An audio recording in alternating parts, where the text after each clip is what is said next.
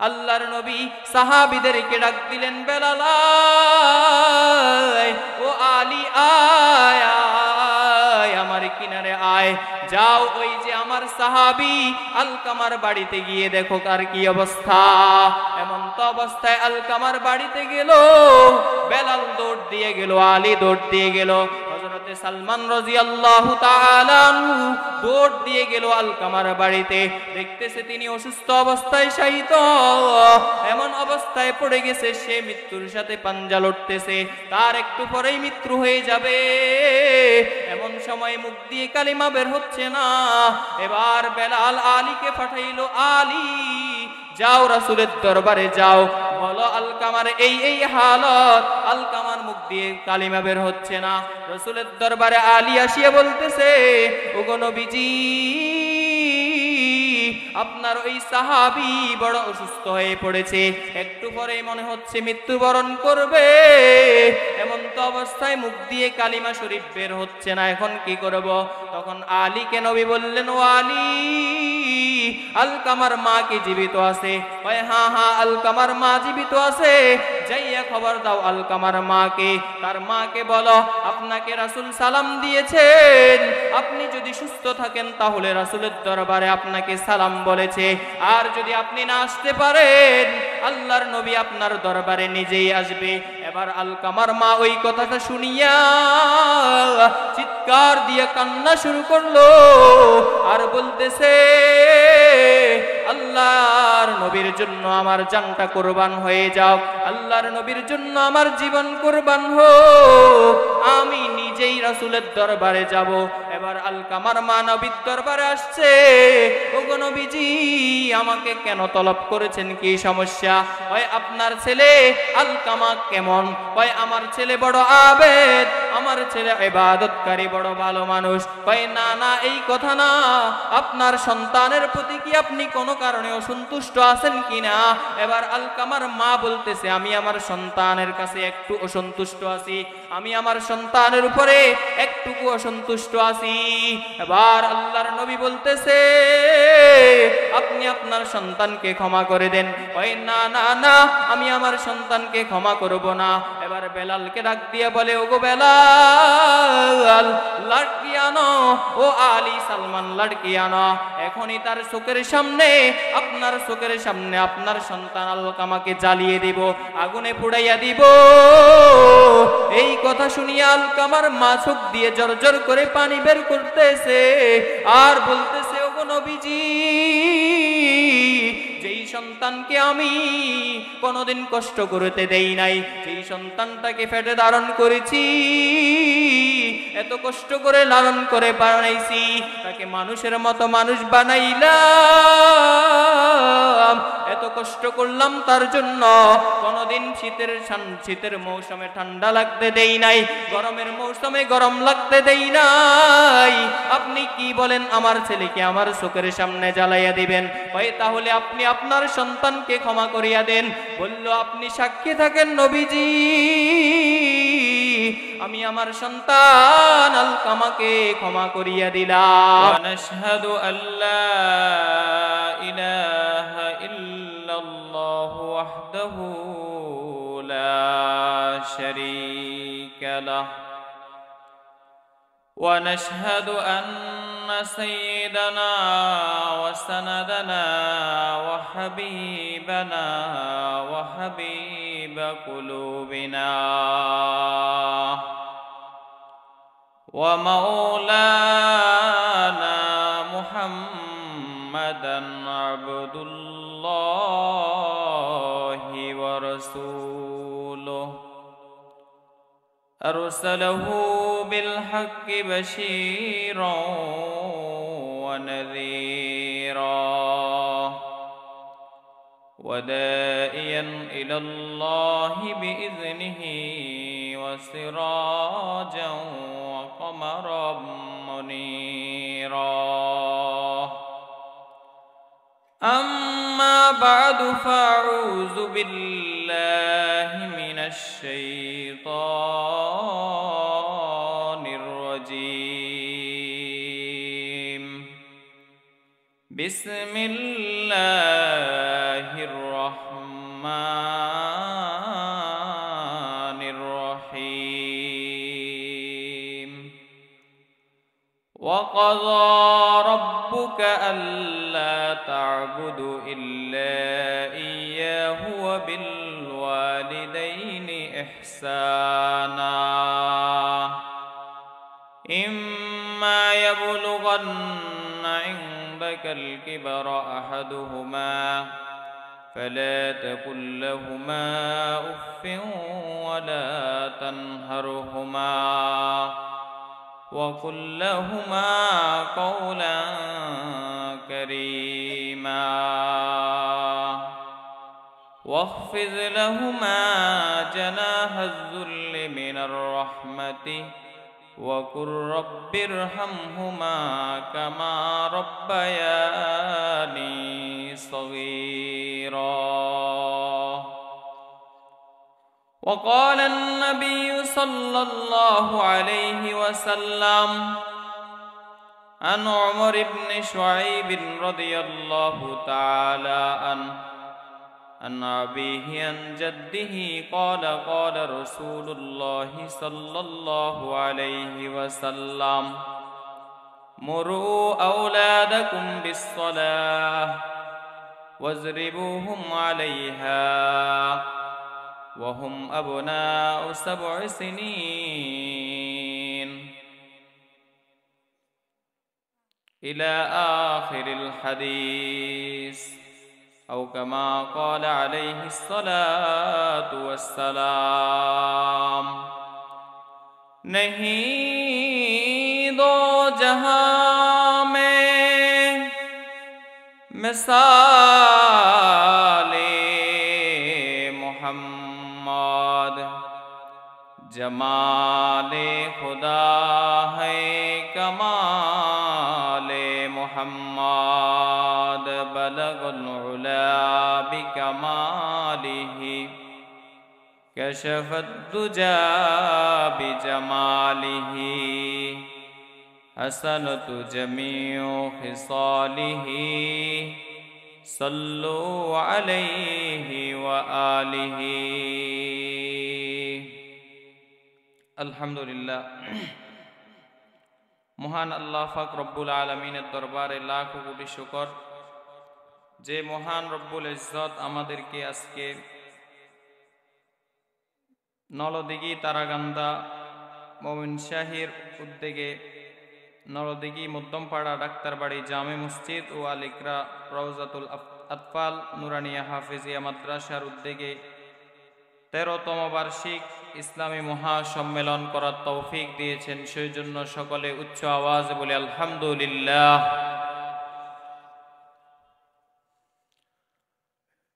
আমি শুকরিয়া আদায় করছি আজকের মাহফিলের আয়োজক কমিটির, আজকের মাহফিলের সম্মানিত সভাপতি, সহসভাপতি, প্রধান অতিথি, বিশেষ অতিথি, আমার পর্দার নিশিন পর্দার আড়ালের অবস্থানরত সম্মানিত মা ও বোনেরা, সকলকে আমার পক্ষ থেকে আন্তরিক মুবারকবাদ এবং সালাম। আসসালামু আলাইকুম ওয়া রাহমাতুল্লাহি ওয়া বারাকাতুহু।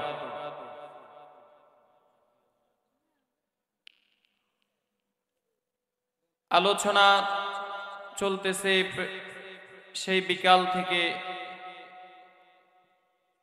অনেক আলোচক আলোচনা করেছেন, বড় বড় উলামায়ে কেরাম।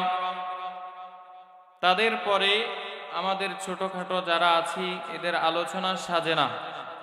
আমার পূর্বে যিনারা বয়ান করেছেন, আপনাদেরকে নসিহত করেছেন, এনারাও অনেক বড় বড় আলেম, শাইখুল হাদিস, মুহতামিম, বড় মুফতি সাহেব। ওনাদের জবানে এমন কিছু আলোচনা করেছেন, যদি কথাগুলো আমরা কান পেতে শুনি তাহলে এগুলা আমাদের জন্য হেদায়েতের উসিলা হয়ে যাবে। যারা শুনেছি আমলের নিয়তে তারা আমল করার চেষ্টা করব, আর যারা কানসুক করার জন্য এসেছি তারা মাহফিলে না আসাটাই ভালো। কনকনে শীতের মধ্যে আমি আপনি যদি কানসুক করার জন্য আসি, কোন বক্তায় ওয়াজ গরম করে, কোন বক্তায় সুর দিয়ে কথা বলে, এই খেয়ালে অনেকেই মাহফিলের প্যান্ডেলে বসে বসে কি বসে না বলেন? চাই আমি আপনাদেরকে বলতে চাই, কারা কারা এই নিয়তে বসেছেন হাত উঠাই দেখান তো আল্লাহকে। দেখছেন, আমার কথা মনে হয় বুঝেন নাই।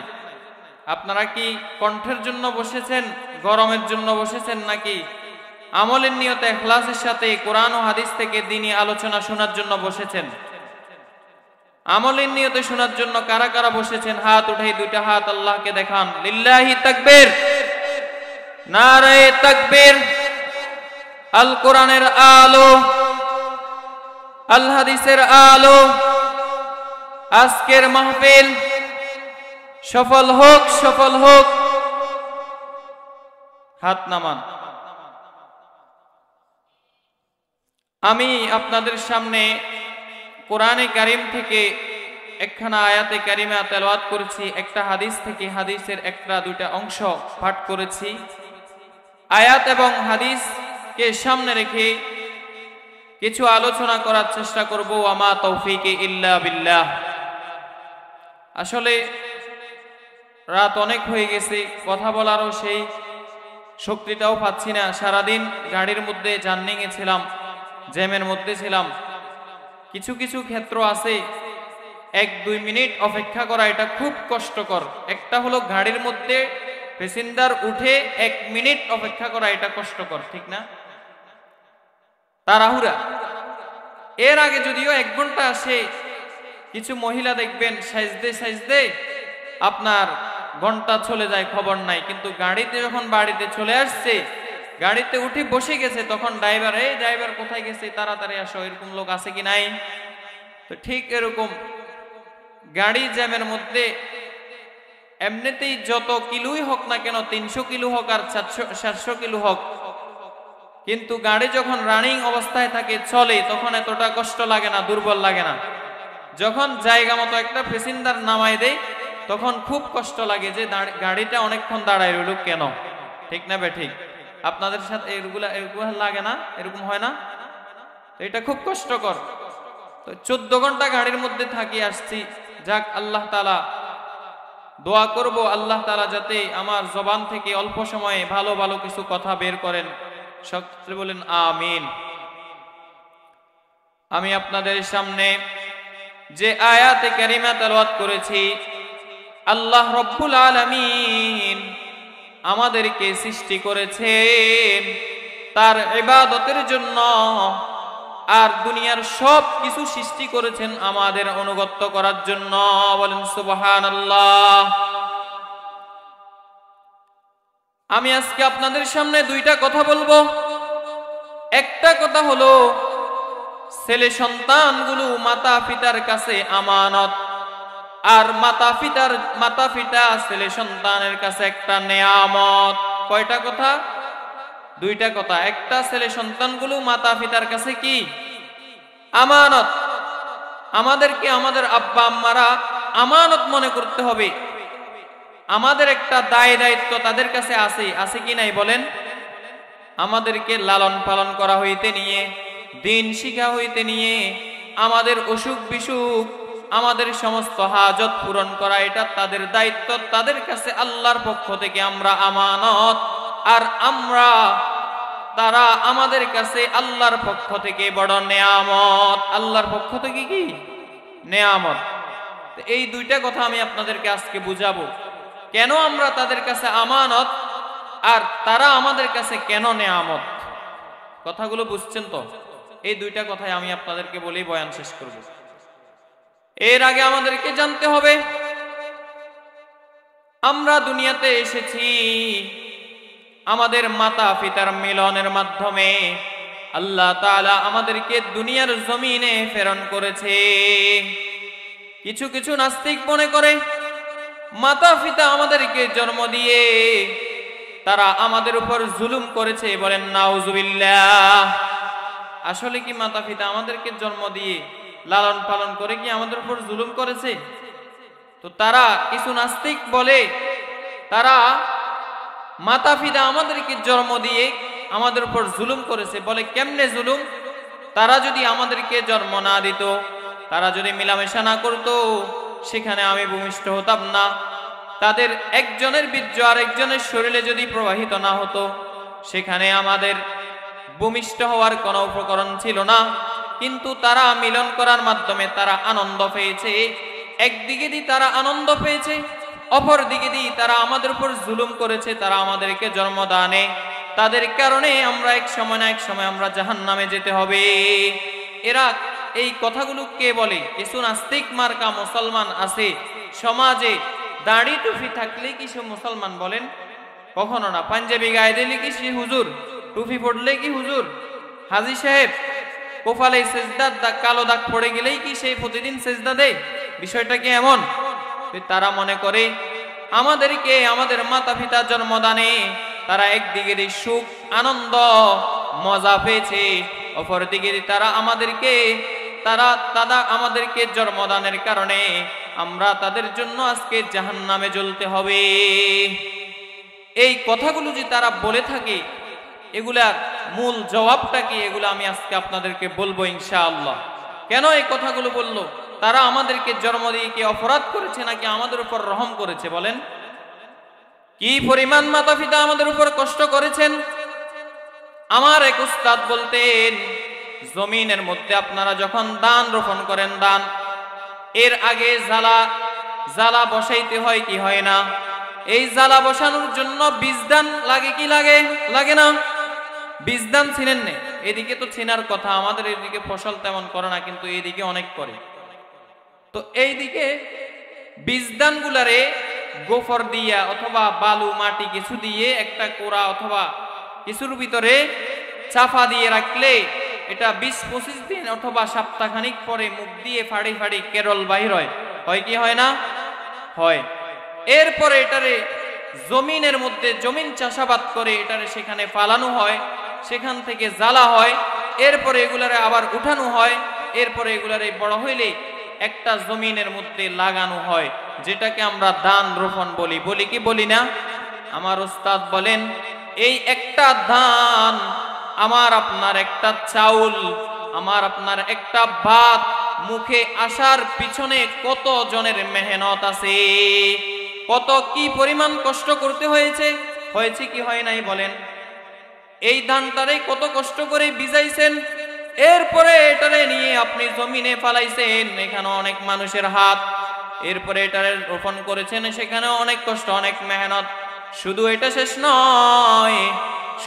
শেষ নয়, এটা রোপণ করার পরে আপনি যদি জমিনটা পরিষ্কার না করেন, না বাছেন জ্বালাটা, তাহলে আপনার রোপণটা ভালো হবে না, ফসলটা সুন্দর হবে না। যদি জমিনের মধ্যে আগাছা হয়ে যায় তাহলে ধান ভালো হবে না। শুধু এটা শেষ নয়, সার যদি না দেন তাহলে সেটা ভালো ফলন দিবে না। শুধু এটাও শেষ নয়, এরপরে পানিও লাগবে, সময় মতো পানি দিতে হয়। একটা মানুষ সেটার পিছনে অনেক দিন শ্রম দিতে হয়। শুধু এটা শেষ নয়, এরপরে এটা ফাঁকা যখন ধরে অনেকগুলা ধানের সোয়া, আমরা দেশে সোয়া বলে, এই সোয়াগুলো মরে যায় কি যায় না, সেখানে আবার ওষুধ দিতে হয়। এরপরে এটাও শেষ নয়, ধানগুলা যখন ফাঁকে এটারে কাটি বাড়িতে আনতে হয়, লোক দিয়ে করাইতে হয়। শুধু নিজে একা নয়, অনেকগুলো মানুষ সেখানে খাটনি খাটাইতে হয় কি হয় না, অনেকগুলো দিন মজুরকে সেখানে রাখতে হয়। এরপরে এটা শেষ নয়, এই ধানগুলা মেশিন দিয়ে অথবা ফিড়ে নিতে হয়। এরপরে এটা শেষ নয়, এগুলা শুকাত দিতে হয়, সিদ্ধ করতে হয়। এরপরে অনেকগুলা মানুষের মেহনতের পরে আমি আপনি লোকমা দিয়ে খাই, ঠিক নাকি ঠিক বলেন? কি পরিমাণ কষ্ট করতে হয়েছে। তেমনি ভাবে ও আমার ভাইরা, ভালো করে বুঝে নেন, এই কথাটা বুঝাবার জন্য আমি আপনাদেরকে এই এত লম্বা মেসাল দিলাম। এই মাতা পিতা আমাদেরকে শুধু জন্ম দিয়েছে, এটা শেষ নয়। মাতা পিতা আমাদের জন্য এই ধানের পিছনে যেমন মেহনত হয়েছে, ঠিক তেমনি ভাবে তারাও আমাদেরকে ছোট থেকে এরকম বড় করেছে কি করে নাই বলেন? করেছে। এই জন্য ভাইয়েরা আমার, মাতা পিতা হলো আমাদের জন্য আল্লাহর পক্ষ থেকে নেয়ামত। আর আমরা হলাম তাদের জন্য আমানত।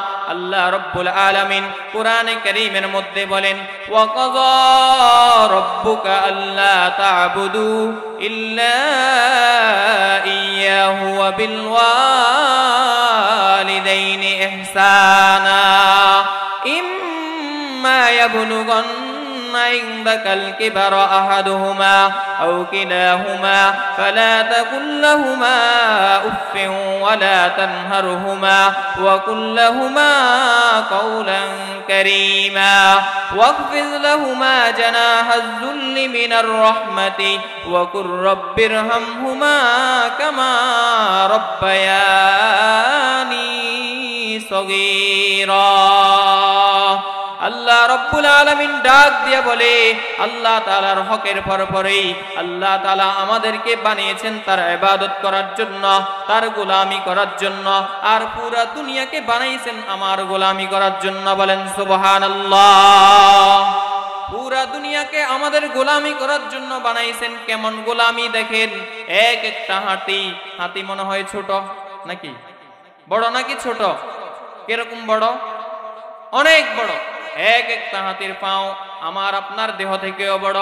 এই হাতিগুলার উপরে মানুষ উঠে কি উঠে না? হাতিটা মানুষের তাবেদারি করে কি করে না? ওই মানুষটা যেই হাতির উপর বসা ছিল, ওই মানুষটা যেভাবে বলে হাতি সেভাবে সেই দিকে চলে। চলে কি চলে না? এক একটা ঘোড়াকে দেখেন, ওই ঘোড়ার উপর মানুষ বসে, ওই ঘোড়াকে মানুষ যেভাবে যাইতে বলে সেভাবে ঘোড়া যায় কি যায় না? তার মানে ঘোড়াটা চাইলে সে আমার ইচ্ছার বিরুদ্ধে যাইতে পারতো, কিন্তু রব্বুল আলামিন ওই ঘোড়াটাকে আমার তাবেদারি করেছেন। এক একটা হাতি কত বড় দেখেন, এই হাতির কানগুলা কত বড়।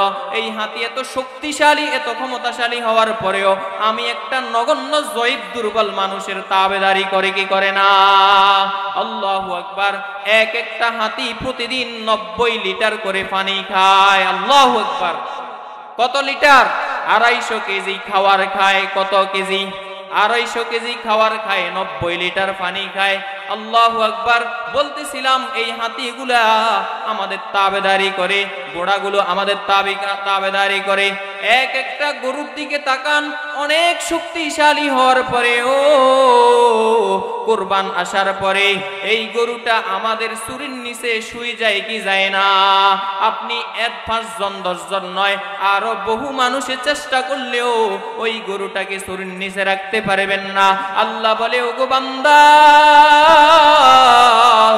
পুরা দুনিয়ার সব মাখলুককে তোমার গোলামি করার জন্য বানাইছি, আর তোমারে শুধু আমার গোলামি করার জন্য বানাইছি। এখন তো আমরা আল্লাহর গোলামি না করিয়া মাখলুকের গোলামি শুরু করে দিয়েছি। আল্লাহর নবী বলেন, লা তাআতা লিমাখলুকিন ফি মাসিয়াতিল খালিক। যেখানে কোন মানুষের গোলামি করা যাবে না, আল্লাহু আকবার, কোন মানুষের তাবেদারি করা যাবে না। একমাত্র গোলামি করতে হলে কার করব? বলেন চিল্লাইয়া। একমাত্র গোলামি করতে হলে আল্লাহ রাব্বুল আলামিনের গোলামি করতে হবে। এই কথাটা বুঝাইবার জন্য বললাম, পুরা দুনিয়ার মানুষকে আমাদের জন্য বানাইলেন, পুরা দুনিয়ার মাখলুকাতকে আমাদের জন্য সৃষ্টি করলেন, আর আমাদেরকে বানাইলেন একমাত্র রবের জন্য। বলেন সুবহানাল্লাহ। এই আমরা যে দুনিয়াতে এসেছি, কার মাধ্যমে এসেছি? আমাদের মাতা পিতার মাধ্যমে। এই মা বাবা আমাদেরকে দুনিয়ার চোখ দেখাইছেন, আলো বাতাস দেখাইছেন।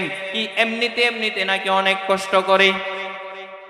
এই কষ্টটা কেমন কষ্ট? আপনি আমি যদি বাপ না হই, মা না হই, তাহলে এটা কষ্টটা বুঝবো না। যখন আমি বাবা হব তখন মায়ের কষ্টটা বুঝতে থাকবো। যখন আমি মা হতে যাব তখন এই সন্তান জন্ম দেওয়ার কষ্টটা আমি বুঝতে পারবো। এই আল্লাহু আকবার। সন্তান জন্ম দিতে কেমন কষ্ট? আল্লাহ তাআলা বলেন, এই কষ্টটা নিমিষের মধ্যেই শেষ হয়ে যায় যখন সন্তানটাকে কোলে নেয়। যখন সন্তান বাবা বলে ডাক দিয়া দে, মা বলে আম্মু আম্মু বলে চিৎকার দিয়া ডাকে, তখন মায়ের মন সাথে সাথে নরম হয়ে যায়, বাবার মন সাথে সাথে দিলটা গলে যায়। বলেন আল্লাহু আকবার। এই মাতা পিতার কাছে আল্লাহ তাআলা এমন একটা ভালোবাসা দিয়ে দিয়েছেন, দুনিয়ার মানুষ মানুষকে ভালোবাসে, সেখানে স্বার্থ জড়িত আছে কি নাই বলেন? দুনিয়ার মানুষ মানুষকে ভালোবাসে, স্বার্থ জড়িত আছে। আপনারা আমাকে ভালোবাসবেন, সেখানেও কোনো কারণ আছে। আমি আপনাদেরকে ভালোবাসবো, সেখানেও কোনো স্বার্থ জড়িত আছে। স্বামী স্ত্রীকে ভালোবাসে, সেখানেও স্বার্থ জড়িত আছে। স্ত্রী স্বামীকে মহব্বত করে, সেখানেও স্বার্থ জড়িত আছে। কিন্তু একমাত্র নিঃস্বার্থ ভালোবাসে আমাদের মাতা পিতা। বলেন সুবহানাল্লাহ। এই মা কেমন ভালোবাসে, কেমন ভালোবাসে! এই সন্তান যখন গর্ভে আসে, 9 মাস 10 দিন কিংবা 10 মাস 10 দিন যখন গর্ভে ধারণ করলেন, এই মা কত কষ্টের মধ্যে ছিলেন। আমার আপনার মা, এই মা শব্দটা কত মধুর, কত মধুর। আজকে অনেকগুলা সন্তান মা বাবাকে গালি দেয়, মা বাবার নাফরমানি করে, মা বাবার ফরমাবরদারি করে না, মায়ের কথা শুনে না, বাবার কথা শুনে না। এমন সন্তানগুলোর জন্য আল্লাহ রাব্বুল আলামিন লানত করেছেন। আল্লাহ রাব্বুল আলামিন আমি যে আয়াতে কারিমা তেলাওয়াত করেছি, এই আয়াতের মধ্যে 6টি বিষয় বলে দিয়েছেন শুধু মাতা পিতার খেদমত সম্পর্কে। আল্লাহ তাআলা বলেন, আমার ইবাদতের পরপরই, আমার হকের পরপরই ফালা তাকুল লাহুমা উফফিউ, তাদের সাথে উফ শব্দ বলো না, এমন আচরণ করো না যেই আচরণের দ্বারা মাতা পিতা কষ্ট পায়। মাতা পিতা মুখ দ্বারা যদি উফ শব্দ বলে, ওই উফ শব্দটা আমার আপনার জাহান্নামে যাওয়ার কারণ হয়ে যাবে। বলেন নাউজুবিল্লাহ। মদিনার নবী বলেন, قال النبي صلى الله عليه وسلم, এক ব্যক্তি আসিয়া বলতেছে, মা হকুল ওয়ালিদাইনি আলা ওয়ালাদিহি, ওগো আল্লাহর নবী, আমার মা বাবার উপর আমার হক কি, কর্তব্য কি? আল্লাহর নবী বলতেছেন, ক্বালাহুমা জান্নাতুকা ওয়া নারুকা, তোমার মাতা পিতা তোমার জন্য জান্নাত অথবা জাহান্নাম। যদি তুমি তাদের সাথে ভালো ব্যবহার করিয়া চলতে পারো, ভালো ব্যবহার দেখাইতে পারো, ভালোবাসার কথা বলতে পারো, তাদেরকে খেদমত করতে পারো, তাদের সাথে নম্রভদ্র আচরণ করতে পারো, তাদেরকে ভালোবাসা দিতে পারো, তাহলে তোমার ঠিকানা হবে জান্নাত। আর যদি তুমি তাদের সাথে মন্দ বলো, তাদেরকে খারাপ বলো, তাহলে তোমার ঠিকানা হয়ে যাবে জাহান্নাম। আল্লাহর নবী এক হাদিসের মধ্যে বলতেছেন, এক ব্যক্তি আসিয়া আল্লাহ রাসূলকে বলতেছে, সালতুন নবী রাসূলুল্লাহ সাল্লাল্লাহু আলাইহি ওয়াসাল্লাম, আইয়ুল আমালি আহাব্বু ইলাল্লাহি আযজা ওয়া জাল্লা, ক্বালা আস-সালাতু আলা ওয়াক্তিহা, ক্বালা কুলতু সুম্মা আইয়ু, ক্বালা সুম্মা বিররুল ওয়ালিদাইন, কুলতু সুম্মা আইয়ু, ক্বালা সুম্মাল জিহাদু ফি সাবিলিল্লাহ। আল্লাহর নবীকে এক লোক আসিয়া জিজ্ঞেস করতেছে, ওগো নবীজি, আল্লাহ তাআলার নিকট সবচেয়ে পছন্দনীয় আমল কোনটি? ওই আল্লাহর নবী বলতেছে, ক্বালাস সালাতু আলা ওয়াক্তিহা, সময় মতো নামাজ আদায় করা, যথা সময়ে ওয়াক্ত মতো নামাজ আদায় করা হলো 1 নাম্বার আল্লাহর নিকট সবচেয়ে প্রিয় আমল।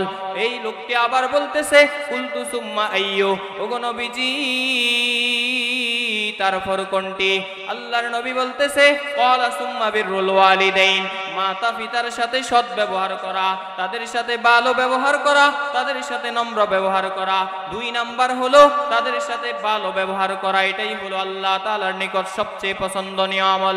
লোকটি আবার জিজ্ঞেস করলো, কুলতু সুম্মা আইয়ু, ওগো নবীজি, তারপর কোনটি? তখন আল্লাহর নবী বলে, ক্বালা সুম্মাল জিহাদু ফি সাবিলিল্লাহ, আল্লাহ তাআলার নিকট, আল্লাহ তাআলার দরবারে জিহাদ করা। তাহলে কয়টা? 3টা। আল্লাহ তাআলার নিকট সবচেয়ে প্রিয় আমল কয়টি বলেন? 3টা। কয়টা? 3টা। 1 নম্বর কি? সময় মতো যথাসময়ে নামাজ আদায় করা, নামাজের পায়বন্দ হওয়া, যথাসময়ে নামাজ আদায় করা। 2 নম্বর আমল হলো মাতা পিতার সাথে সৎ ব্যবহার করা। 3 নম্বর আল্লাহ তাআলার নিকট সবচেয়ে প্রিয় আমল হলো জিহাদ করা, আল্লাহ তাআলার রাস্তায় কি করা? জিহাদ করা।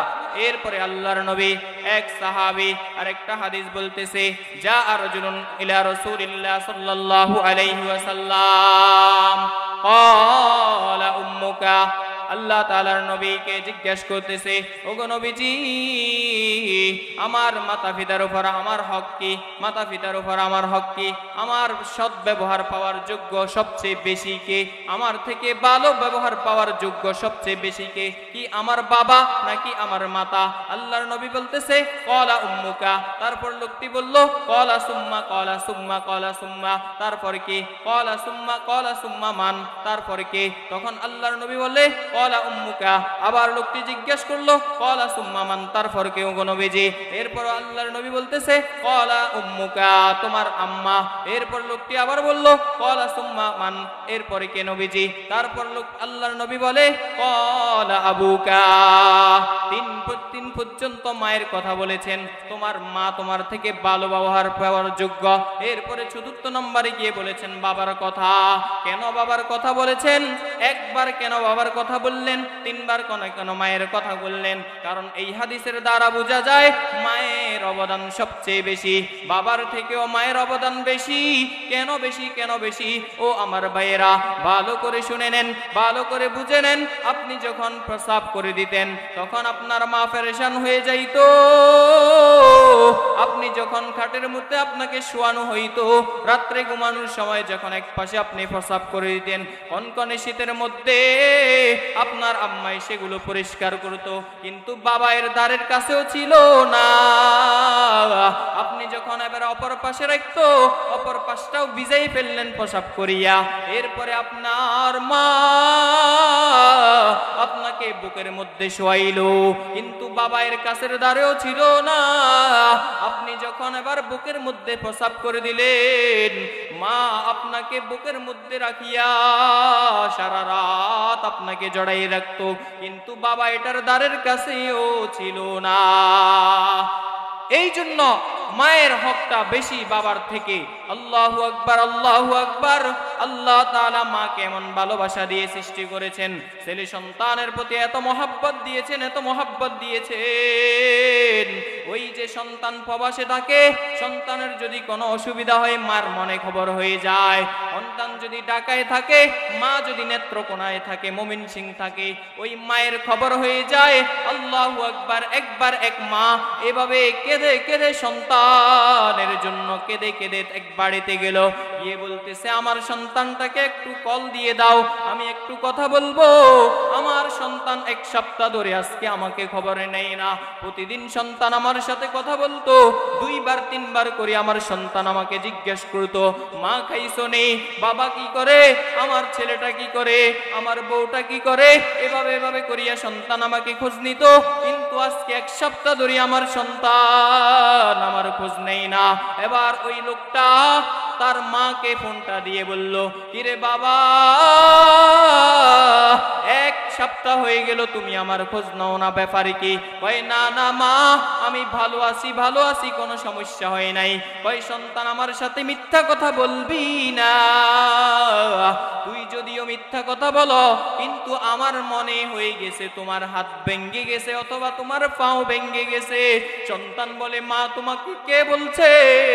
মা আমাকে একটু বলো, কে তোমাকে বলছে? কয় না না না, দুনিয়ার কেউ বলে নাই, একমাত্র আল্লাহ আমার মনের মধ্যে দিয়েছে যে তুই সন্তানকে তো 9 মাস অথবা 10 মাস 10 দিন আমি পেট ধারণ করেছিলাম, কষ্ট সহ্য করেছিলাম আমি, আমার খবর হয়ে গেছে তুমি সন্তান ভালো নেই। তাহলে বোঝা গেল মায়ের দিলের ভিতরে মোহাব্বত বেশি আছে কি নাই বলেন? আছে। আল্লাহু আকবার। আপনি ছোট্টবেলায় যখন কান্না করতেন মা পেরেশান হয়ে যাইত, আপনি যখন ক্ষুধা লাগতো মা পেরেশান, আপনার যখন দুধ পান করার সময় হইতো তখন মা পেরেশান হইতো, স্তনের দুধ পান করাইতো, হাতের সব কাজকে বাদ দিয়া আল্লাহু আকবার আপনাকে দুধ পান করাইতো। এই মাকে আজকে আমরা চিনি না। যেই মা আমাদেরকে বড় করেছে, ছোট্ট থেকে বড় করেছে, লালন পালন করেছে, ওই মাকে আমরা চিনি না।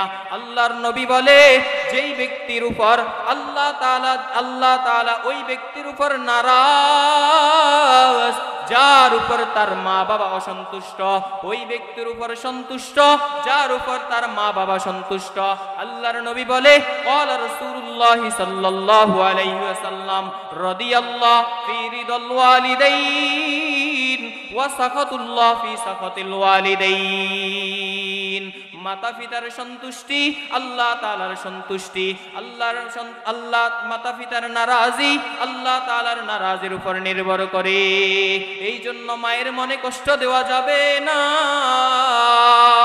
ও আমার মুমিন সিংহের মুসলমান ভাইয়েরা, ভালো করে শুনে নেন, আজকের ময়দান থেকে তওবা করে বাড়ি যাবেন, মায়ের চেহারার দিকে তাকাইয়া মাকে বলবেন, মা জীবনে অনেক বেয়াদবি করেছি, অনেক কথা শুনি নাই, তোমার অবাধ্য হয়ে চলেছি। আজকে হুজুর বয়ান করেছে, মা যতদিন তুমি নিঃশ্বাসটা থাকে আমাকে ক্ষমা করিয়া দাও, না হইলে আমি জাহান্নামে চলে যাব। মা যেই সন্তানটারে তুমি দুনিয়াতে একটু আগুনের মধ্যে শুইতে দাও নাই, আগুনে ফুটতে দাও নাই, একটু গরম লেগেছে সেখান থেকে নিয়ে এসেছ, এক বিন্দু পরিমাণ কষ্ট করতে দাও নাই, ওই কিয়ামতের আযাব কিভাবে, ওই কিয়ামতের মাঠে কিভাবে আমি সহ্য করব? আল্লাহ রাব্বুল আলামিনের ফেরেশতাগুলো যখন আমাকে আপনাকে জাহান্নামের ফেরেশতারা যখন জাহান্নামে ফেলাইয়া দিবে, চোখের সামনে মা তোমার চোখের সামনে তোমার সন্তানকে জাহান্নামে ফেলাইয়া দিবে, তখন তুমি কিভাবে সহ্য করবে? মা আজকে তোমার কাছে তওবা করতেছি, খাঁটি তওবা করতেছি, মা আমাকে আজকের জন্য ক্ষমা করে দাও, আর কোনোদিন জীবনে বেয়াদবি করব না। এভাবে বলে বলে মায়ের কাছ থেকে বিদায় নিবেন, মায়ের কাছ থেকে ক্ষমা চাইতে হবে। যেই সন্তানগুলো মা বাবাকে দেখতে চাও না, বইয়ের কারণে মাকে গালি দাও, সন্তানের কারণে মাকে গালি দাও, তোমার সন্তানের মতো তো তোমার মায়ও তোমাকে লালন পালন করেছে, আজকে তুমিও সন্তানের বাবা হয়েছো, কাল একদিন তোমার মাও তোমাকে লালন পালন করেছে। এই জন্য মায়ের মনে কষ্ট দেওয়া যাবে না। মায়ের মনে কষ্ট দিয়া, মায়ে যদি কারো উপর মনে কষ্ট থাকে, আল্লাহু আকবার, সে জান্নাতে যাবে না। আল্লাহ রাসূলের জামানায় একটা লোক ছিল, তার নাম ছিল হযরতে আলকামা। হযরতে আলকামা রাদিয়াল্লাহু তাআলা এর ঘটনা, তার উপর তার মা একটু অসন্তুষ্ট ছিল। এই জন্য আলকামা মৃত্যুর সময়ে মধুর কলমা তার জবান দিয়ে বের হচ্ছে না। আল্লাহু আকবার। একদিন আলকামা অসুস্থ হয়ে পড়ে যায়, এমন অসুস্থ হলো মৃত্যুর সাথে পাঞ্জা লড়তেছে। এমন তো অবস্থায় আলকামার বয়সিয়া আল্লাহর নবীর দরবারে বলতেছে, ওগো নবীজি, ইয়া রাসূলুল্লাহ, ইয়া হাবিবাল্লাহ, আমি আলকামার স্ত্রী, আমার প্রাণের স্বামী বড় অসুস্থ হয়ে পড়েছে, মৃত্যুর সাথে পাঞ্জা লড়তেছে, এমন তো অবস্থায় কি করব? মুখে দিয়ে কালমা বের হচ্ছে না, আপনি একটু দোয়া দায়া করে দেন, আমার স্বামী যাতে ভালো হয়ে যায়, আমার স্বামী যাতে সুস্থ হয়ে যায়। আলকামার স্ত্রীর এই কথা শুনিয়া আল্লাহর নবী সাহাবীদেরকে ডাক দিলেন, বেলাল ও আলী, আয় আয় আমার কিনারে আয়, যাও ওই যে আমার সাহাবী আলকামার বাড়িতে গিয়ে দেখো কার কি অবস্থা। এমন তো অবস্থায় আলকামার বাড়িতে গেল, বেলাল দৌড় দিয়ে গেল, আলী দৌড় দিয়ে গেল, হযরতে সালমান রাদিয়াল্লাহু তাআলা আনহু দৌড় দিয়ে গেল আলকামার বাড়িতে। দেখতেছে তিনি অসুস্থ অবস্থায় শায়িত, এমন অবস্থায় পড়ে গেছে, সে মৃত্যুর সাথে পাঞ্জা লড়তেছে, তার একটু পরেই মৃত্যু হয়ে যাবে। এমন সময় মুখ দিয়ে কালিমা বের হচ্ছে না। এবার বেলাল আলীকে পাঠাইলো, আলী যাও রাসূলের দরবারে যাও, বলো আলকামার এই এই হালত। আলকামার মুখ দিয়ে কালিমা বের হচ্ছে না। রাসূলের দরবারে আলী আসিয়া বলতেছে, ওগো নবীজি, আপনার ওই সাহাবী বড় অসুস্থ হয়ে পড়েছে, একটু পরে মনে হচ্ছে মৃত্যুবরণ করবে, এমন তো অবস্থায় মুখ দিয়ে কালিমা শরীফ বের হচ্ছে না, এখন কি করব? তখন আলীকে নবী বললেন, ও আলী, আলকামার মা কি জীবিত আছে? হ্যাঁ হ্যাঁ, আলকামার মা জীবিত আছে, যাইয়া খবর দাও আলকামার মাকে, তার মাকে বলো আপনাকে রাসূল সালাম দিয়েছেন, আপনি যদি সুস্থ থাকেন তাহলে রাসূলের দরবারে আপনাকে সালাম বলেছে, আর যদি আপনি না আসতে পারেন আল্লাহর নবী আপনার দরবারে নিজেই আসবে। এবার আলকামার মা ওই কথাটা শুনিয়া চিৎকার দিয়ে কান্না শুরু করলো, আর বলতেছে, আল্লাহ নবীর জন্য আমার জানটা কুরবান হয়ে যাও, আল্লাহর নবীর জন্য আমার জীবন কুরবান হোক, আমি নিজেই রাসূলের দরবারে যাব। এবার আলকামার মা নবীর দরবারে আসছে, ওগো নবীজি আমাকে কেন তলব করেছেন, কি সমস্যা? হয় আপনার ছেলে আলকামা কেমন? হয় আমার ছেলে বড় আবেদ, আমার ছেলে ইবাদতকারী, বড় ভালো মানুষ। হয় না না, এই কথা না, আপনার সন্তানের প্রতি কি আপনি কোনো কারণে অসন্তুষ্ট আছেন কিনা? এবার আলকামার মা বলতেছে, আমি আমার সন্তানের কাছে একটু অসন্তুষ্ট আছি, আমি আমার সন্তানের উপরে একটুকু অসন্তুষ্ট আছি। এবার আল্লাহর নবী বলতেছে, আপনি আপনার সন্তানকে ক্ষমা করে দেন। ওই না না না, আমি আমার সন্তানকে ক্ষমা করব না। এবার বেলালকে ডাক দিয়ে বলে, ওগো বেলাল, লাড়কি আনো, ও আলী সালমান লাড়কি আনো, এখনই তার চোখের সামনে, আপনার চোখের সামনে আপনার সন্তান আলকামাকে জ্বালিয়ে দিব, আগুনে পুড়াইয়া দিব। এই কথা শুনিয়া আলকামার মা চোখ দিয়ে জর্জর করে পানি বের করতেছে আর বলতেছে, ওগো নবীজি,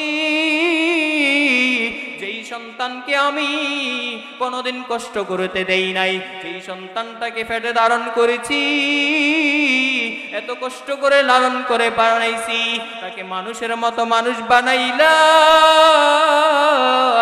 এত কষ্ট করলাম তার জন্য, কোনোদিন শীতের মৌসুমে ঠান্ডা লাগতে দেই নাই, গরমের মৌসুমে গরম লাগতে দেই নাই, আপনি কি বলেন আমার ছেলেকে আমার চোখের সামনে জ্বালাইয়া দিবেন? ভাই তাহলে আপনি আপনার সন্তানকে ক্ষমা করিয়া দেন। বলল, আপনি সাক্ষী থাকেন নবীজি,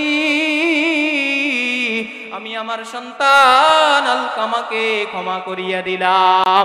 এবার বেলালকে পাঠাইলো, বেলাল যাও আলকামার বাড়িতে গিয়ে দেখো আলকামার কি অবস্থা। দেখতেছে আলকামা মধুর কলমা জবান দিয়ে বের হচ্ছে, লা ইলাহা ইল্লাল্লাহু মুহাম্মাদুর রাসূলুল্লাহ। বলেন আল্লাহু আকবার। তাহলে বুঝলেন তো ঘটনাটা, আলকামা সাহাবী হওয়া সত্ত্বেও তার মা অসন্তুষ্ট হওয়ার কারণে তার মুখ দিয়ে জবান দিয়ে কালিমা বের হচ্ছে না। তাহলে আমি আপনি তো সাহাবী না, রাসূলের প্রিয় না, তাহলে আমি আপনি গুনাহগার উম্মত, তাহলে আমার আপনার কি অবস্থা হবে? কেউ বুকে হাত দিয়ে সাহস করে এই কথা বলতে পারবো না যে আমি আমার মায়ের সাথে বেয়াদবি করি নাই, আমি আমার মায়ের সব কথা শুনেছি। এমন কথা এখানে এই মাঠ থেকে কেউ কি বলতে পারবেন? একদিন না একদিন হলেও তো মায়ের কোনো কথার বিরুদ্ধে গেছেন, জান নাই? অবশ্যই গেছি। এই জন্য আজকে বাড়িতে গিয়ে আল্লাহর নবীর এই হাদিসগুলোর উপর আমল করেন। আল্লাহু আকবার। যাদের মাতা পিতা বেঁচে আছে, আল্লাহু আকবার, তাদের কাছে আজকে ক্ষমা চেয়ে নেন। এইভাবে আরো একটি ঘটনা আছে, মায়ে যেমন বদদুয়া দেয় সন্তানের উপর লেগে যায়, মা আবার দোয়া করলেও সন্তানের উপরে লেগে যায়। মায়ের দোয়া, আল্লাহর নবী বলেন, তিন ব্যক্তির দোয়া কখনো ফিরাইয়া দেওয়া হয় না। ক্বালান নবী সাল্লাল্লাহু আলাইহি ওয়াসাল্লাম আন আবি হুরায়রা রাদিয়াল্লাহু তাআলা ক্বালান নবী সাল্লাল্লাহু আলাইহি ওয়াসাল্লাম সালাসু দাওয়াতিন মুস্তাজাবাতিন লা শাক্কা ফি দাওয়াতুল মাজলুমি ওয়া দাওয়াতুল মুসাফিরি ওয়া দাওয়াতুল ওয়ালিদি আলা ওয়ালাদিহি। তিন ব্যক্তির দোয়া কখনো ফিরাই দেওয়া হয় না। এক নাম্বার মজলুমের দোয়া, মজলুম যদি দোয়া করে এই দোয়া সাথে সাথে কবুল হয়ে যায়। দুই নাম্বার কোন মুসাফির ব্যক্তি যদি দোয়া করে সাথে সাথে কবুল হয়ে যায়। তিন নাম্বার সন্তানের জন্য মাতা পিতার দোয়া কখনো খালি হাতে ফিরাই দেওয়া হয় না। কোন মা বাবা যদি সন্তানের জন্য দোয়া করেন সাথে সাথে এই দোয়া কবুল হয়ে যায়। বলেন সুবহানাল্লাহ। মায়ের দোয়ার কারণে আজকে আব্দুল কাদের জিলানি হয়েছে, এই মায়ের দোয়ার কারণে বাইজিদ বুস্তামি হয়েছে, মায়ের দোয়ার কারণে সারা বাংলাদেশে চট্টগ্রাম বলেন, ঢাকাতে বলেন, আন্তর্জাতিক শাহজালাল বিমানবন্দর আছে কি নাই বলেন।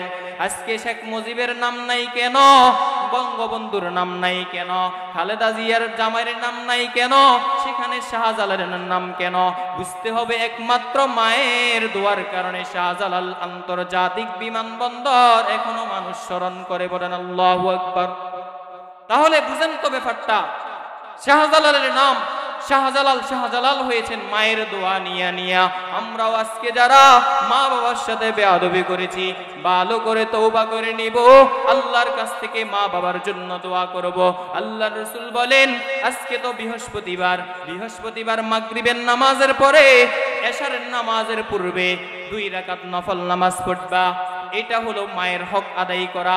আজকে অনেক ভাই এখানে আছেন, কারো মা নাই, কারো বাবাও নাই, তাহলে তাদের সাথে যে অন্যায়গুলো করেছি এগুলো ক্ষমা কিভাবে চাইব? একমাত্র ক্ষমা চাওয়ার বিধানটা কিভাবে আল্লাহর নবী হাদিসের মধ্যে বলে দিয়েছেন, মাগরিবের নামাজের পরে, প্রতি সপ্তাহে বৃহস্পতিবার মাগরিবের নামাজের পরে এশারের নামাজের পূর্বে এই মধ্যবর্তী সময়টাতে 2 রাকাত নফল নামাজ পড়বে। কয় রাকাত? 2 রাকাত। এই 2 রাকাতে সূরা ফাতিহার পর আপনি আয়াতুল কুরসি পাঠ করবেন 5 বার। কয়বার? আয়াতুল কুরসি 5 বার, সূরাতুল ফালাক 5 বার, সূরাতুন নাস 5 বার, এভাবে করিয়া সালাম ফিরাইবেন। এরপরে আস্তাগফিরুল্লাহ রব্বি মিন কুল্লি যামবি ওয়া আতুবু ইলাইহি 15 বার। কতবার? 15 বার। দুরূদ শরীফ 15 বার। এই পড়িয়া মা বাবার জন্য হাত উঠাইয়া দোয়া করবেন। মদিনার নবী বলেন, কোন ব্যক্তি যদি এই আমলটা করে তাহলে তার মা বাবা যদি তার উপর অসন্তুষ্ট থাকে, যদি হক ঠিকভাবে আদায় না করতে পারে, এইটা করার দ্বারা সে তার মাতা পিতার হক আদায় করে দিল। বলেন সুবহানাল্লাহ। মা বাবা যাদের কবরস্থ হয়ে গেছে, আজকে আমি টাকার গরমে অহংকারী দেখাই, ক্ষমতার গরমে অহংকারী দেখাই, কত বাহাদুরি দেখাই, আমি এমপি সাহেব, আমি মন্ত্রী সাহেব, আগামীকালকে আজকে আমরা সবাই এখানে না ওয়াজ শুনতেছি, কালকে এমন হইতে পারে ফজরের সময় মাইক থেকে এলান হতে পারে, অমুক বাড়ির তমুক ভুইয়া সাহেব আর নাই, ওই যে চৌধুরী সাহেব আর নাই, ওই যে মুন্সি সাহেব আর নাই, মজুমদার সাহেব আর নাই, ওই যে চেয়ারম্যান সাহেব আর নাই, এমপি সাহেব আর নাই। এলান হতে পারে কি পারে না? কেউ বুকে হাত দিয়ে বলতে পারবো না আমি কোন দিন মরবো, এটা কেউ বলতে পারবে না। এই এলেমটা শুধু আল্লাহ তাআলা তার নিজের কাছেই রেখে দিয়েছেন। কোন দিন মানুষ মরবে, কোন দিন মানুষ জন্মগ্রহণ করবে, এই এলেমগুলা, কিছু কিছু এলেম আছে, কিছু কিছু জ্ঞান আছে, এগুলা আল্লাহ তাআলা দুনিয়ার কাউকে জানান নাই। যেমন একটা জ্ঞান হলো মানুষ কোন সময়ে মরবে, এটা দুনিয়ার কোনো মানুষকে জানান নাই। এই জন্য মৃত্যুর আগে ভালো করে তওবা করে না। মা বাবা যদি অসন্তুষ্ট হয়, আমার আপনার ঠিকানা জাহান্নাম হয়ে যাবে। আর মা বাবা যদি দোয়া করে, তাদের দোয়া নিয়ে যদি চলতে পারি, তাহলে আমরা অনেক বড় হব। আল্লাহু আকবার। কবি আল্লাহর আরেফ বলেন, খেদমতে মা দরফেদর কুন সুবহ শাম, খেদমতে মা দরফেদর কুন সুবহ শাম, তাকে বাসি দরদ আলম নেকে নাম। খেদমতে মা দরফেদর কুন ইখতিয়ার, তাশুবি আজ মাল দৌলত বখতিয়ার। মাতা পিতার সেবা যত্ন করলে আমি আপনি ধনী হয়ে যাব। মাতা পিতার সেবা যত্ন করতে পারলে আমার আপনার সম্মান এখন যা আছে তার থেকে বৃদ্ধি, আরো বেশি বৃদ্ধি হয়ে যাবে। এই জন্য আল্লাহু আকবার। মুসা আলাইহিস সালাতু ওয়াস সালামের একটি ঘটনা। এই মুসা আলাইহিস সালাম আল্লাহ তাআলার দরবারে দোয়া করলেন, ওগো মালিক, জান্নাতে আমার সাথে থাকবে, আমার রফিক হবে, আমার দোস্ত হবে, আমার বন্ধু হবে, তার সাথে একটু সাক্ষাৎ করতে চাই, তার সাথে দেখা করতে চাই। আল্লাহ রাব্বুল আলামিন বলে, মুসা পয়গম্বর, তার সাথে যদি তুমি দেখা করতে চাও তাহলে তার আকৃতিটা হলো এমন, তার আকারটা হলো এমন। ওই যে সন্ধ্যার সময় যাও, ওই বাজারে গিয়ে দেখো, একটা কসাই ভাইয়ের দেখবে হাতের মধ্যে একটা থলি দেখতে পাবে, ওই কসাইটার মেহমান হয়ে তার সাথে যাও, ওই কসাইটাই হবে তোমার জান্নাতের মেহমান, তোমার সাথী বন্ধু। এবার মুসা আলাইহিস সালাতু ওয়াস সালাম আল্লাহ তাআলার কথা মতে ওই যে অমুক বাজারে গেল, যাওয়ার পর একটা সন্ধ্যার সময় হয়ে গেল। সন্ধ্যার সময় একটা কসাই থলিত করে অনেকগুলো গোস্ত নিয়ে আসতেছে, আর মূসা বলতেছে আসসালামু আলাইকুম। লোকটি সালামের উত্তর নিল। এবার মূসা বলতেছে, ও ভাইজান, আমি আজকে আপনি কি কেউকে আপনার মেহমান হিসাবে বানিয়ে নিতে পারবেন কিনা? কয় হ্যাঁ পারবো, কোনো অসুবিধা হবে না, আমি আপনাকে আমার মেহমান হিসাবে নিয়ে যাব। মূসা আলাইহিস সালামকে সেই মেহমান করে বাড়ি নিয়ে গেলেন। বাড়ি নিয়ে যাওয়ার পরে হাতের মধ্যে যেই থলি ছিল, ওই থলির মধ্যে কিছু গোস্ত ছিল। ওই গোস্তগুলা সেই নিজে নিজে পাকাইলো। পাকাইয়া আর বাজার থেকে আসার সময় রুটি নিয়ে আসলো, রুটি। এবং মূসা আলাইহিস সালাতু ওয়াস সালাম ওই ব্যক্তিটার সব কিছু কি করে না করে সব কাহিনী দেখতেছে। একটা থলি তার ঘরের দরজার সাথে আটকানো ছিল, যেটাকে আমরা দমদমা বলি ফেনীর ভাষায়। এই দমদমার সাথে আটকানো ছিল একটা থলি। ওই থলির মধ্যে একটা বৃদ্ধ ছিল, বুড়া বয়সের, অনেক বৃদ্ধ, একবারে কুজো বুড়ো মহিলা। ওই মহিলাটাকে ওই গোস্তগুলার জল দিয়ে আর রুটি দিয়ে খাওয়াইতেছিল। মূসা আলাইহিস সালাম সব দেখতেছে আর শুধু আশ্চর্য হইতেছে, কি ব্যাপার? একটা থলির মধ্যে গোস্ত নিয়ে আসলো, এগুলা নিজ হাতে পাকাইলো, রুটি নিয়ে আসলো, সব কিছু নিজ হাতে করলো। করার পর আবার বাড়িতে গিয়ে দেখলাম আরেকটা থলির মধ্যে একটা কুজো বয়স্ক বৃদ্ধা মহিলা, ওই মহিলাটাকে খাওয়াইলো। আর মহিলাটা কি জানি বললো, মূসা আলাইহিস সালাম এই কথাটা বুঝে নাই। বলতেছে, ভাইজান, এই বৃদ্ধ বয়সের মহিলাটা কি বলছে আমাকে একটু বলেন। তখন মূসা আলাইহিস সালামকে লোকটি বলল, ইনি হলেন আমার আম্মা, তিনি আমার জন্য দোয়া করেছেন। কয় কি দোয়া করেছেন? কয় ওগো আল্লাহ, আমার এই সন্তানকে তুমি জান্নাতে মূসার রফিক বানাইও। বলেন সুবহানাল্লাহ। এবার মূসা আলাইহিস সালাতু ওয়াস সালাম বলতেছে, নিজের পরিচয় দে। বলতেছে, আমি হলাম সেই মূসা যার সাথে তুমি জান্নাতে থাকবে। বলেন সুবহানাল্লাহ। তাহলে কি বুঝলেন? মাতা পিতার দোয়ার কারণে, ওই যে লোকটা মাতার সেবা করার কারণে আল্লাহ তাআলা তাকে জান্নাতে মূসা আলাইহিস সালামের দোস্ত বানিয়ে দিয়েছেন, মেহমান বানিয়ে দিয়েছেন। বলেন সুবহানাল্লাহ। তাহলে মাতা পিতার সেবা করার দরকার আছে কি নাই বলেন? আছে, অবশ্যই আছে। এই জন্য মাতা পিতার সেবা করব। মাতা পিতার মনে কষ্ট দেওয়া যাবে না। যারা মাতা পিতাকে কষ্ট দিয়েছি, আজকে যাদের মা বাবা আছে, ভালো করে তাদের সাথে ক্ষমা চান। যাদের মাতা পিতা কবরে অনেক আগে চলে গেছে, আমি আপনাদেরকে একটা টিপস বলে দিই। মাতা পিতার কবরের সামনে যাইয়া দাঁড়াবেন, দাঁড়াইয়া সালাম দিবেন। সালাম দেওয়ার পরে সাথে সাথে মুনাজাত করবেন না, কিছুক্ষণ সেখানে থাকবেন, চোখটা বন্ধ করবেন, বন্ধ করিয়া অনেকক্ষণ মুরাকাবায় থাকবেন। ওগো আল্লাহ, এই কবরে আমিও একদিন আসা লাগবে, এই কবরে আমি একদিন যাওয়া লাগবে। আমার চুলগুলো আজকে কালো, কালকে সাদা হয়ে যাবে। আমার দাড়িগুলো আজকে কালো, কালকে সাদা হয়ে যাবে। এই মাতা পিতার এই কথাগুলো চিন্তা করবেন।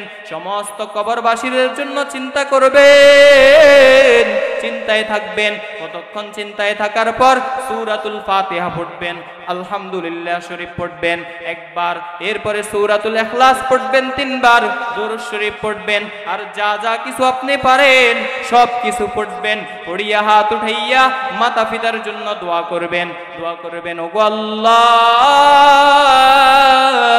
তারা যেমন আমাকে ছোটকালে লালন পালন করেছে, তুমিও তাদেরকে ভালো করে লালন পালন করো, তুমিও তাদের প্রতি দয়া করো। রব্বির হামহুমা কামা রব্বায়ানি সগীরা। এই দোয়াটার অর্থ হলো, আমার মাতা পিতা যেমন ভাবে আমার ছোটকালে আমাকে লালন পালন করেছে, ঠিক তেমনি ভাবেও তুমিও তাদেরকে লালন পালন করো। তুমিও তাদেরকে রহমতের দয়া দিয়া, তোমার দয়া দিয়া তাদেরকে রাখো, তাদেরকে কষ্ট দিও না। আল্লাহ, এভাবে বলে বলে দোয়া পাঠ করে মুনাজাতের মধ্যে তাদের কবরের সওয়াবগুলা পৌঁছাইবেন। আল্লাহর নবী এক হাদিসের মধ্যে বলেন, মানজারা কবরা আও আহাদিমা ফি কুল্লি জুমাতিন গুফিরা লাহু ওয়া কুতিবা লাহু বারাতুন। যেই ব্যক্তি জুমার দিন সকাল বেলায় মাতা পিতা উভয়জন অথবা একজনের কবর জিয়ারত করে, আল্লাহ তাআলা তার জীবনের সমস্ত গুনাহগুলো মাফ করিয়া দেয়। বলেন সুবহানাল্লাহ। এবং তার জাহান্নাম জাহান্নাম থেকে মুক্তি দিয়া মুক্তির সনদ লিপিবদ্ধ করে দে, বলেন সুবহানাল্লাহ। মায়ের দোয়া লৌহে মুমিন, মায়ের দোয়া লও, মায়ের দোয়া লৌহে মুমিন, মায়ের দোয়া লও। বিপদে পড়বে না তুমি যখন যেথায় যাও, বিপদে পড়বে না তুমি যখন যেথায় যাও। মায়ের দোয়া লৌহে মুমিন, মায়ের দোয়া লও, মায়ের দোয়া লৌহে মুমিন, মায়ের দোয়া লও। একটি গেলাস পানির পলে বাইজিদেরই কোলে তুলে, হাত তুলে মা বলে বাইজিদকে ওলি বানাও। মায়ের দোয়া লৌহে মুমিন, মায়ের দোয়া লও, মায়ের দোয়া লৌহে মুমিন, মায়ের দোয়া লও। মায়ে যখন দোয়া করে, মায়ে যখন দোয়া করে, চলে যায় ওই আরশে পরে, সাথে সাথে কবুল হয়ে ফল দেখিতে পাও। মায়ের দোয়া লৌহে মুমিন, মায়ের দোয়া লও, মায়ের দোয়া লৌহে মুমিন, মায়ের দোয়া লও। এভাবে করে করে আপনি মাতা পিতার থেকে দোয়া নিতে হবে। হুজুর চলে এসেছেন, আমাদের মসজিদের সেক্রেটারি সাহেব তিনি আমাকে বলেছেন 5 মিনিট সময়ের মধ্যে মসজিদের এই কাজ চলতেছে, সিঁড়ির কাজ হয়েছে, দোতলার কাজ আরম্ভ